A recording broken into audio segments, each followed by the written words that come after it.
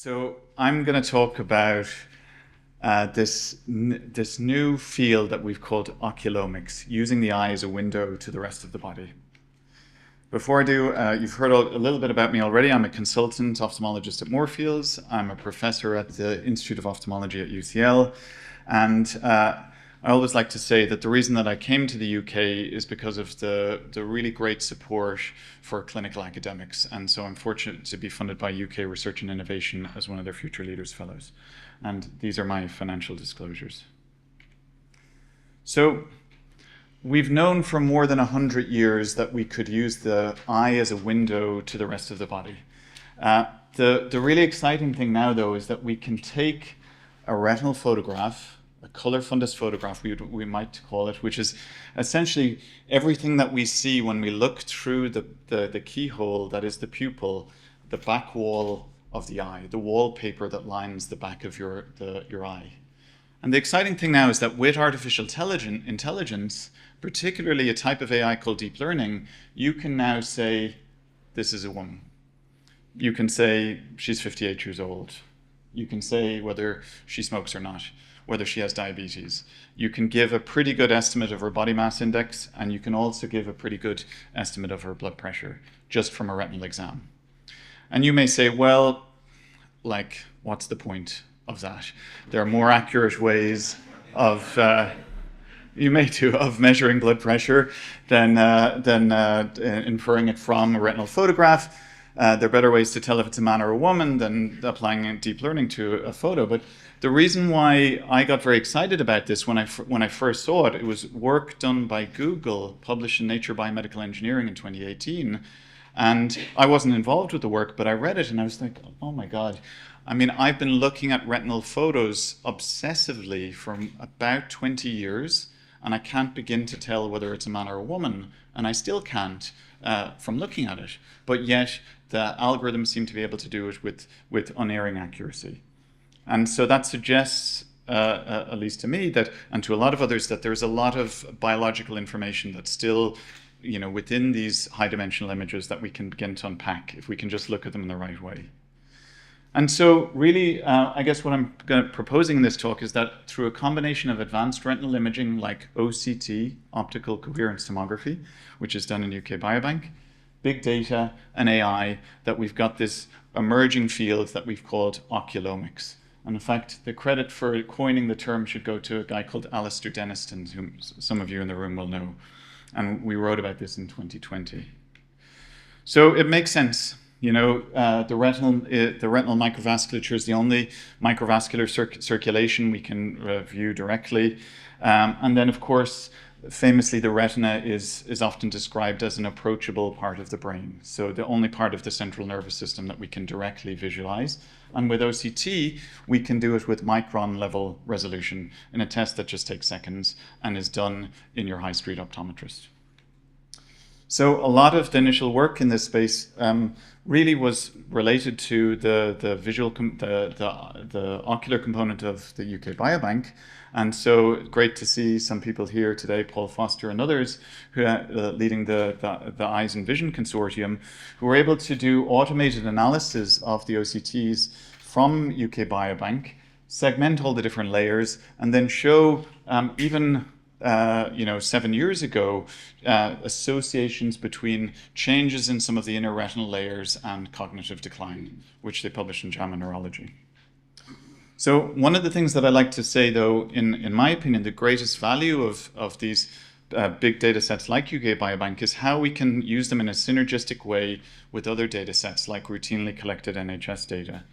And so in some of my own work, what we've done is take routinely collected data at Moorfields Eye Hospital in people over the age of 40 years who've had imaging done over a 10-year period, and we were able to get permission to link all of that data at Moorfields with the National Database of Hospital Episode Statistics. So this is ICD-10 codes for every inpatient admission, outpatient admission, emergency department attendance. So if you've come to Moorfields and had an eye scan done, and then you've moved to Manchester and had a stroke or a heart attack or any systemic disease, we have that linkage. And so we wrote about that in the BMJ Open, our cohort profile.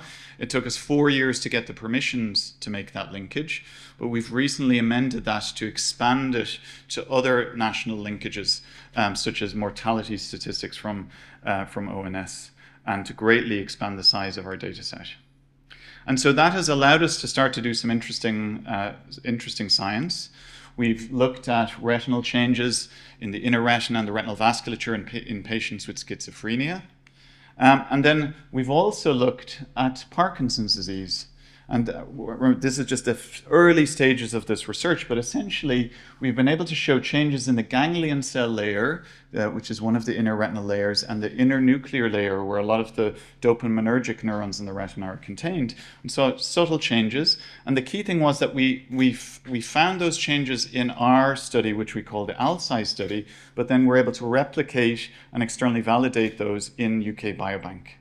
And so this got a lot of attention after we published it, because one of the things we showed was that we could look at incident cases of Parkinson's disease in UK Biobank, and we were able to show changes in the inner retina on average 7 years before patients were diagnosed with Parkinson's disease. And so this got a lot of attention, at the time a lot of media attention, because people were thinking, can this be used as a diagnostic test? Well, we're not quite there yet. These are subtle changes on average across the populations, but nevertheless quite interesting. In fact, this got featured as part of a Powered by NHS Data campaign, where they talked about this work. As it happens, they didn't actually tell us that they were going to feature our work in a national campaign. We found out about it after, but nonetheless, it was still delightful to see this. Then we've also used a combination of the Moorfields data with UK Biobank to do some algorithmic innovation. So we created a model called RetFound, which is the first foundation model in ophthalmology. And essentially, we're able to publish that in Nature at the end of 2023, and we've made that open source. And so we're seeing people all around the world using that as the foundation for them to create new AI systems in ophthalmology in many different countries around the world. And a big part of that study was involving UK Biobank. And then the second last slide, just to say, I guess most of the focus of my career today has been on screening, early detection, those sorts of things. But it's been exciting more recently to start to think about drug discovery. I think a lot of people in this room will know Daphne Kohler. Nick and I were talking about her at the break, and she's the CEO and founder of a company called In Citro. And in March of this year, we were able to announce a collaboration between Moorfields and In Citro to use foundation models to enable drug discovery. And a big part of that, again, is through this kind of synergistic linkage with things like UK Biobank. So just to finish then, really I wanted to talk about Oculomics. And for me, the promise of Oculomics is all about this, which is the high street.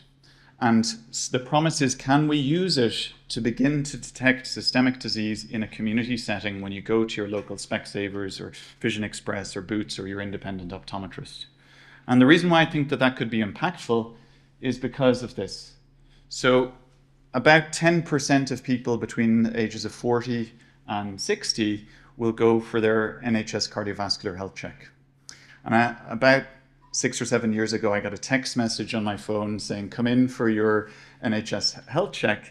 And of course, I ignored it, as many people do, which is not great. But about 80% of people in that age range will go and have an eye test done. In fact, I've been to the local optometrist 2 or 3 times in the last 6 or 7 years. So think about what we could do if we could start to pick up some common systemic diseases through a retinal exam in the community. That's it for me. Thank you very much.